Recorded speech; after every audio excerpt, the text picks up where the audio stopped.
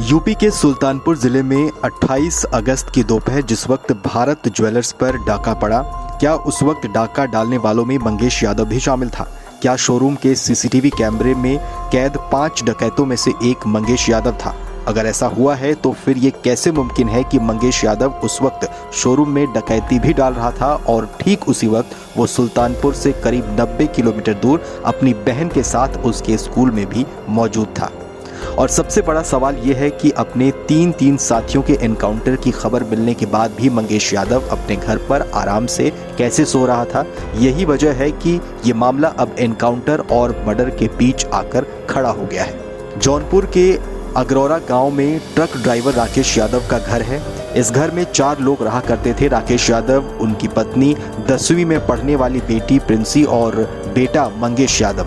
अब इस घर में सिर्फ 3 लोग रहते हैं क्योंकि मंगेश यादव अब इस दुनिया में नहीं है। एनकाउंटर के नाम पर उसकी हत्या हो चुकी है। हालांकि ये बात यूपी पुलिस नहीं मानती है। हर एनकाउंटर के बाद यूपी पुलिस जो कहती है सुनती है। मंगेश यादव के मौत के बाद भी वही घिसी पिटी कहानी सुना रही है।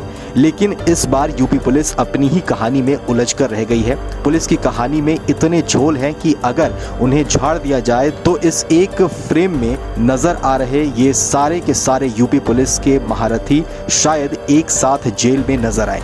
तो चलिए पुलिस की कहानी के जरिए इस पूरी कहानी का सच जान लेते हैं। वो 2 सितंबर 2024 की रात थी जब एसटीएफ की टीम सादी वर्दी में मंगेश यादव के घर में घुसी थी। इतना ही नहीं, बीते कई दिनों से वो लगातार घर पर ही था।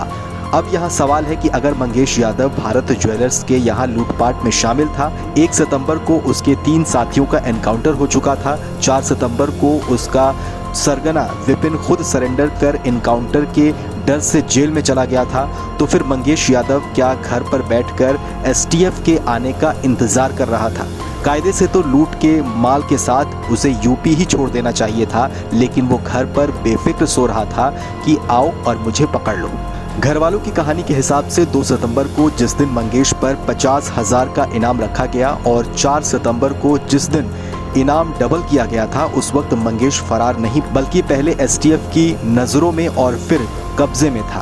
पर ये कहानी तो अब भी कुछ नहीं है, असली कहानी तो आगे है। एसटीएफ के मुताबिक उन्हें 5 सितंबर को देर रात मुखबिर से खबर मिली थी कि भारत ज्वेलर्स के यहाँ लूटपाट में शामिल 2 आरोपी लूट का माल बेचने के लिए एक खास रास्ते से गुजरेंगे। अब ये बात कैसे गले उतरे या फिर उतारे कि रात 3 बजे लूट का माल लेकर कोई चोर या लुटेरा किस बाजार या सुनार के पास उसे बेचने के लिए जाता है, लेकिन एसटीएफ की कहानी यही है। इसके बाद कहानी के हिसाब से मंगेश यादव को रुकने के लिए कहा जाता है। वो गोली चलाता है, फिर बदले में गोली खाता है और फिर मर जाता है। और हाँ, एसटीएफ के ज्यादातर मामलों की तरह 3 तरह से घिरे होने के बावजूद मोटरसाइकिल पर सवार मंगेश यादव का साथी तब भी भाग निकला। अब जिस मंगेश यादव के पास से कभी चाकू तक नहीं मिला, उसके पास से हथियार भी मिल जाता है। और तो और बरामदगी में एसटीएफ अमेरिकन टूरिस्टर के बैग के साथ साथ वो ब्रांडेड कपड़े भी दिखा देती है जो अपनी पूरी जिंदगी में कभी मंगेश यादव ने पहने ही नहीं थे। अब आइए लूट से लेकर मंगेश यादव के एनकाउंटर तक की टाइमलाइन पर आते हैं। सुल्तानपुर के भारत ज्वेलर्स में जिस वक्त लूटपाट हुई तब 28 अगस्त की दोपहर के 12:17 हो रहे थे। सीसीटीवी कैमरा यही वक्त बता रहा है, जबकि सुल्तानपुर से दूर जौनपुर में मंगेश यादव सुबह 10 बजे से दोपहर 2 बजे तक अपनी बहन प्रिंसी के साथ उसके स्कूल में उसकी फीस जमा करने गया था। उसकी गवाह खुद उसकी बहन प्रिंसी देती है। मंगेश यादव का एनकाउंटर 5 सितंबर को तड़के 3:15 बजे से 3:30 बजे के दरमियान हुआ था, जबकि खुद घर वाले इस बात की गवाही दे रहे हैं कि सादी वर्दी में आई पुलिस उसे 2 और 3 सितंबर की देर रात पूछताछ के नाम पर घर से ले गई। यानी एनकाउंटर से पहले मंगेश यादव पुलिस या एसटीएफ के कब्जे में था। एनकाउंटर के बाद जैसे ही घर वाले मीडिया के कैमरे पर आए, 2 सितंबर की रात की कहानी बताई, तभी एसटीएफ की कहानी गड़बड़ा गई। लेकिन अभी इससे भी ज्यादा गड़बड़ एक और कहानी है। ये कहानी 4 ऐसे लड़कों की है जो शायद मंगेश यादव का सच सामने आ जाने की वजह से अब तक जिंदा है, वरना बहुत मुमकिन था कि इनका भी एनकाउंटर अब तक हो चुका होता। सूत्रों से मिली जानकारी के मुताबिक मंगेश यादव के साथ साथ एसटीएफ ने इसी लूटपाट के सिलसिले में 4 और लड़कों को उठा रखा है। इनके नाम है विमल सिंह, विवेक सिंह, विनय शुक्ला और अनु प्रताप सिंह। इनमें विमल और विवेक उसी विपिन सिंह के भाई हैं जिसे लूटपाट का मास्टरमाइंड कहा जा रहा है। इसमें से विनय शुक्ला के परिवार वाले तो बाकायदा कैमरे पर आकर उसे उठाने की गवाही भी दे रहे हैं।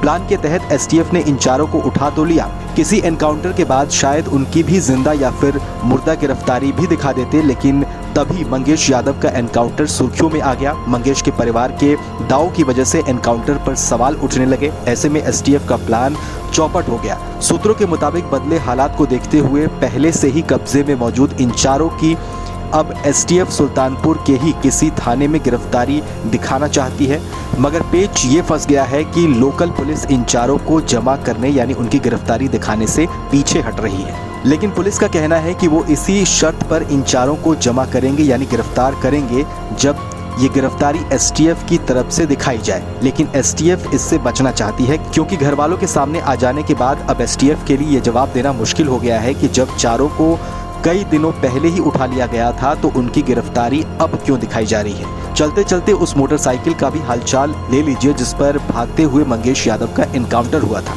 जौनपुर के जिस शख्स की ये मोटरसाइकिल 20 अगस्त को एक अस्पताल से चोरी हुई थी और जिसने 8 दिन बाद भरत ज्वेलर्स में डाका पड़ने के 8 घंटे बाद बाइक चोरी की पहली बार रिपोर्ट लिखाई, वो भी मीडिया से भाग रहा है। इस बाइक की चोरी के 8 दिन बाद और डाका पड़ने के 8 घंटे बाद लिखाई गई रिपोर्ट का सच सामने आ गया तो एसटीएफ की सारी कहानी का सच अपने आप सामने आ जाएगा।